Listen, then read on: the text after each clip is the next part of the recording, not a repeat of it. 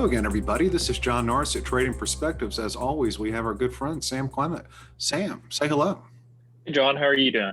I'm doing very well. I hope you're doing well. Doing fantastic. I'm glad to hear it. Now, Sam, last week I did 3 economic presentations in person, and in June, I guess alone, June of 2021, I've done 4. And these are the first 4 I've done really since the pandemic really kind of started. You know, people are finally feeling safe getting back in person and holding events and what have you. And, we did a bunch of Zoom presentations over the last 12 months, but these were in person. It was a lot of fun, point me to the podium and I'm okay, as you well know. However, one of the questions I got at one of the presentations I made during the Q&A, of course, kind of got me to thinking. And I think I might have surprised the person with my answer, and this is unscripted here today. But Sam, the question was, because I'd mentioned my daughter Annie, who had just graduated from college. I had been mentioning her about something. I'm not going to go into that. But the question was, John, do you think your daughter's generation will be better off than your generation? After all, that has always been sort of the American dream, the American way of life, that each generation is better off than the one previous. Now, I've got my feelings on it, but understanding that you and my daughter are both in the same generation, Sam, what a aging Gen Xer has to say about it might not be all that important. I'm very curious to find out what someone in your generation feels about the future. Sam, do you think your generation is going to be better off than your parents' generation? Yeah, well, real quick, I'll give it the caveat of when we decided to talk about this in this episode, we intentionally didn't tell each other our opinions of this going into it, so that this would be a pretty open and hopefully lively debate, and maybe one of the few things we disagree on. But I would say a resounding yes, that things are going to be better for our generation. Things are getting better going forward. And there is continuously more reason to continuously be more optimistic about the future. And to me, there's not much of a debate for it. Well, and that ends this week's Trading Perspectives because, Sam, I feel the exact same way. I really did not know what your response was going to be. I really kind of thought maybe it would be in the negative. And I answered the person last week who asked me, a gentleman by the name of Mark. And I told him, no, I said, listen, I think my daughter's generation and my grandchildren's generation, my great-grandchildren's generation should be better off than we are if we don't do anything stupid. I mean, I mentioned how the cartoon character Pogo was famous for saying, we have met the enemy and he is us. And that's kind of the way it really kind of is. We stand in the way of our own happiness and advancement in a lot of ways. And Sam, I'm going to go off on a diatribe right now, as I am wont to do and prone to do, and talk about. And I asked the question in this group and trying to talk about just why generations, are generally better off, moving forward. And I asked the group, who was the world's leading superpower in 1900? And they said, I'm kind of looked at me kind of like cross-eyed, like, well, what's he getting at? And I said, it's probably arguably Great Britain. British Empire. Yeah, the British Empire. And I said, the British Empire had an absolutely horrific 20th century, absolutely horrible. So much so that here we are 121 years later since 1900. And is the British Empire, or is the United Kingdom, still the world's dominant superpower? Or still not even close. Not even close. Is the pound sterling the primary reserve currency or currency of international business? No. It's does Britain still have mastery of the seas? And the answer to all this is no. So on a relative basis, over the last 12 decades, Britain has really suffered mightily. However, I would caution, before we say all things is doom and gloom, is the average life expectancy in the United Kingdom higher now or back in 1900? Obviously now. Is the literacy rate in the United Kingdom higher now or in 1900? Access to goods and services higher now or in 1900? Access to healthcare higher now or in 1900? Just about every measure of living standards in the United States much higher now than it was in 1900, even as Britain has seen its place amongst the status of great powers diminish. And so it's I kind of feel the same way about your generation, the generations that follow, you should have greater access to goods and services than we currently have. You should lead a healthier lifestyle, and you should be able to live longer than my generation did. By all these measures and living standards and whatnot, you should have a much better future than what I had growing up. It doesn't mean the United States is always going to be the world's hegemon or the world's sole superpower. China might take that over, but that doesn't necessarily mean that things are worse off for the average American. Sam, your thoughts? Yeah, and there's a guy named Morgan Housel who has a financial blog, and he's a financial writer that I really enjoy. And he wrote about this recently, talking about how a lot of people, it seems like, now kind of yearn for the feeling that we had in I'd say the 1950s. So he talks about it, where the husband works, the wife stays at home, you have 3 kids and a dog and a nice car, and everyone seems happy. But what he points out is that our wealth grew, but our expectations grew more, which to me seems really kind of where the issue is. Because, I mean, the median hourly wage adjusted for inflation is 50% higher today than it was in 1955. Half of Americans didn't have health insurance in 1950s, and 2/3 lacked surgical insurance. It's a big reason why over 4% of Americans didn't see their 5th birthday, and now it's way less than 1%. I mean, retirement used to not even really be a thing. 47% of men over the age of 65 used to continuously be working, and now that number's down to around 23%. I mean, there's data that backs up that things are continuously getting better. I mean, food consumed 1/3 of an average household's budget in the 50s, and now it's 12%. And workplace deaths were 3 times higher than they are now. And that's not even discussing the technology that's being built right now and what they're looking towards in the future. I mean, SpaceX putting satellites all across the entire Earth to develop an internet network that services everybody. They're developing technology to be implanted in people's brains to allow paralyzed people to walk again. I mean, the technology that is coming out now is astounding, and it's hard to not be bullish on the future with all this data and all this technology that's coming out going forward. I mean, even the vaccines that we had last year. I mean, Moderna developed their vaccine in less than a week, and then it took a year to test it and get it approved. But that would have been unfathomable even 10 years ago, 15, 20, let alone in the 50s and before. It's hard not to be excited about where things are going, where healthcare is going, where technology is going, where the economy is going. Things keep getting better. I mean, last year we had the worst recession in over a decade, and there was like over $13 trillion of wealth gained in this country. So it's hard not to be excited. Well, Sam, you mentioned the 1950s, and I guess that's really kind of the start of what historians have called the Pax Americana. And you also have to remember, in the 1950s, we still had institutionalized segregation, around much of the country. And so we truly weren't living up to anywhere close to American ideals. So I did also mention in my presentation, I don't go around quoting this gentleman all that often, but I did.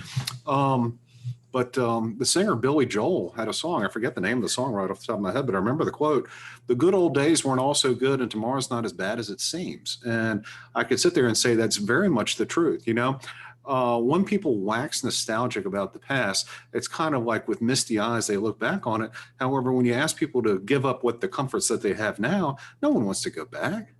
I mean, oh, I wish America, blah, blah, blah. Okay, do you want to go back to the 1950s? You don't want to have ESPN? You don't want to have your cholesterol medication. You don't want to have buffalo wings. All this stuff that has advanced in the United States, even as we have said, this time is much different and what have you. Now, Sam, with that being said, I will tell you one thing has not gotten better, and that is the music. Your thoughts on that? I'm not much of a 70s and 80s music fan for the most part, so I'll probably disagree on that one. Listen, but 1970s was more than just disco, my friend. I guess so, but still not my. So I would say that's really about the only thing. But it's every generation has a tendency to believe that the generation that comes after it is more worthless and lazy and whatnot. And I don't necessarily think that's the case. So I think the future is very bright for you all. You mentioned all the technological advancements. I did mention also in the presentation, as I might have told you before as well. My father's father was born in 1891. 1891, 19th century. So this is a gentleman that I knew. Obviously, I'm named after him. And, he was 12 when the Wright brothers left the ground. 12. Yep. And think about the recent missions to Mars. Think about everything that you just mentioned with SpaceX. If they can ever get the Webb telescope off the ground and out into space, think how cool that's going to be with what it's going to be able to see back to the beginning of time. That's what they're telling us. And, my father's father was 12 before the first manned flight. And think about all the dislocations we've had in American society over the last 120 years. I mean, 2 world wars, a Great Depression, a Great Recession, all the civil strife in the 1960s, all of that bad stuff, all these times when we're not coming out of it. This time is different. American has fallen, and it's going to be much worse moving forward. And yet we find ourselves even further ahead as time goes on. So I guess we're kind of sharing the same ideas, Sam, that, your generation is going to be better off. What gives you pause or cause for concern about the future? Anything that could change our prediction here? Your thoughts? What gives me concern, I don't know if it gives me enough concern to be less excited about the future, but that's just the societal strife that we're in that seemingly has no end in sight. Things continue to get more divisive, and I'm not saying they won't change at some point, but as of right now, there's no end in sight for the strife and the division that we're having. And maybe it doesn't change. Maybe this being a new social media age and where everyone can voice their opinion in 2 seconds, and the vocal minority is who is governed towards. It seems like at times, maybe it is here to stay. And that is the thing that concerns me going forward, is the division and really the impact that social media has on our society. I think it's a net negative right now. I mean, I get there's positives to social media, and there's all these anecdotal stories of good things that have happened from it. But it seems to me that the extremism on both sides that we have and the hive mentality that we have is all due to social media. And that is what gives me concern. That and the fact that the founders of some of these social media companies don't even allow their children on it, which seems highly concerning to me, that the founder of a product won't even allow their own family, the people they love most, to use it. So that is my single biggest concern going forward, and that it may be different, and that this may not change, and it may be here forever. Sam, you bring up a very interesting observation, and it's kind of curious, I think, in my estimation, that here you are, a member of Gen Z, probably the most social media connected generation ever, most adapted technology, or should be. And here you're saying the biggest threat is social media due to its divisiveness. And, I feel the same way. So we're not trading perspectives there, so much so that I got rid of my Twitter account because I found myself just kind of reading it and getting kind of angry.